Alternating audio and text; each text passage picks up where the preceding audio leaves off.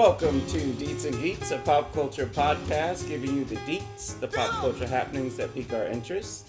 As well as the geeks, the music and lyrics that fill up our weeks. I'm Star Agni. And I'm LRK. The following episode was recorded on 24 February. In it, me and LRK and our daughter do a deep 3 on Amar, Akbar, Anthony, which is our top 3 takeaways from the 1977 Bollywood action comedy film.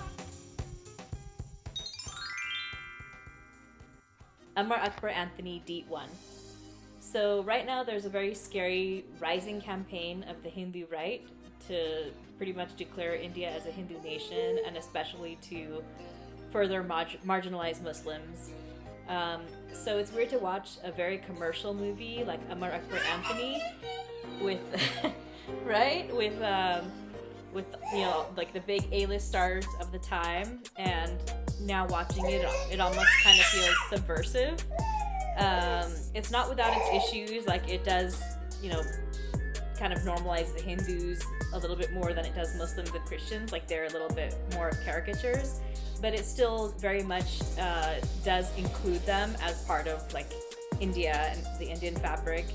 And there's like just a message of unity and brotherhood and pluralism without it being like shown as something that you have to think about, like, oh, are they Indian or not? Like, it's just a given that they are, and it's just about these brothers who are separated in their childhood and each grow up with different religions. So I don't believe that it was really received as controversial in its time, and so I just thought that that's like interesting given today's context. Okay, so we both had, for Amar, Akbar, Anthony, Deep 2, talking about stereotypes.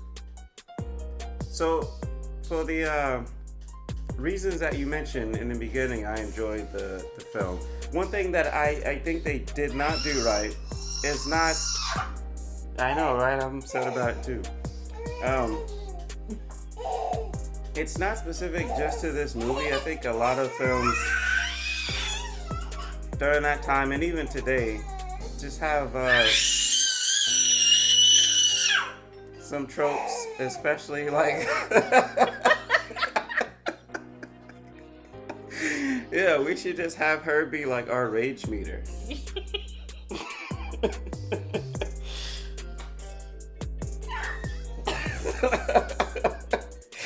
Yeah, that's like the easy button. See, she's smiling. It works. No, so some tropes and stereotypes that just always seem to make their way into movies is the tragic mother stereotype, who's being punished for not being motherly or self-sacrificing enough.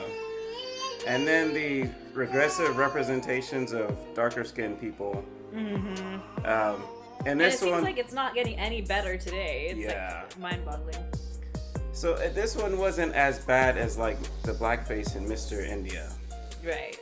So it's a reminder of everyday racism, not only in Bollywood, but also Hollywood, which is notorious for heinous representations. Anyone who's seen the iconic Breakfast at Tiffany's should know what I mean. I don't know if you've seen that movie.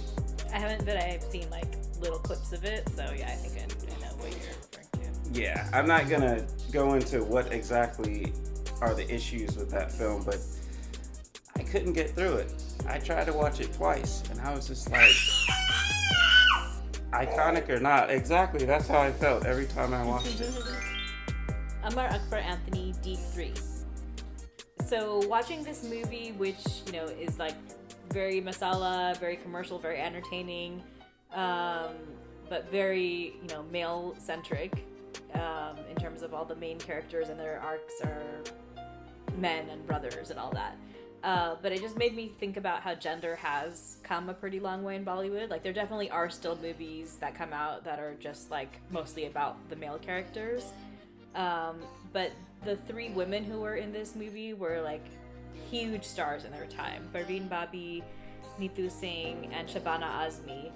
And they had such like small roles, and Parveen Babi, of course, was just super glamorous, and then of course had to have like a scene where she's like running away from being like molested arrested or whatever, and she's looking all like hot in the process of running away.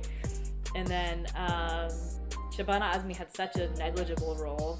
And then Neetu Singh, cool thing is that she was supposed to be she's a Muslim doctor, and she does have kind of like a role to play in like resolving the like conflict with the villain or whatever. So that's cool. But I think they were still like largely wasted in these roles. So I guess like in that way it was cool to see that, or to put into perspective that Bollywood has come a long way in having like much more to do for women, and having like more substantial stories and characters for them.